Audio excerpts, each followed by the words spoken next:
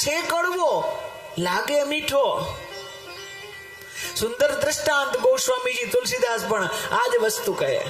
જો ગામડામાં એક પદ્ધતિ હતી. ગામડામાં તો ખેડૂતોને કામ કરવાનું હોય તો રાત્રિના સમયમાં ખબર ન પડે, અનેક ઝેરી જનાવરો હોય અને પછી એ ઝેરી સર્પ દંશ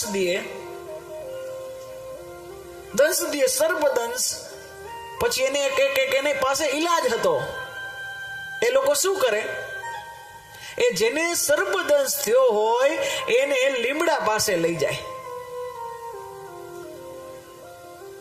એમને લીમડા પાસે લઈ જાય, લીમડાના ઝાડ નીચે ઉભા રાખે. ને જેને સર્પદંશ થયો હોય એને લીમડાના ઝાડ નીચે ઉભા રાખે અને એનામાં જે લીમડાના પાન હોય ને એને ખવડાવે.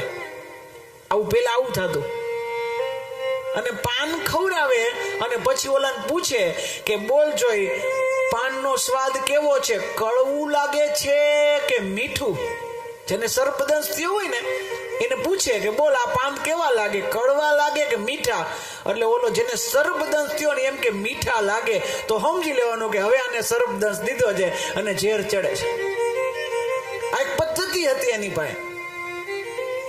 હકીકતમાં એ લીમડો કડવો છે, કડવો જ લાગવો જોઈએ, પણ સર્પદંશ લાગ્યો છે એટલે એને હવે એ કડવો નથી લાગતો, મીઠો લાગે. બસ એવી જ રીતે આપણામાં એવું જ છે. આ સંસાર કડવો જ છે, પણ આપણે આ કાળ રૂપી સર્પે દંશ દીધો છે ને એટલે નથી આ કડવો હોવા છતાંય તમને ને બધાને મીઠો મીઠો ઓર મીઠો લાગે.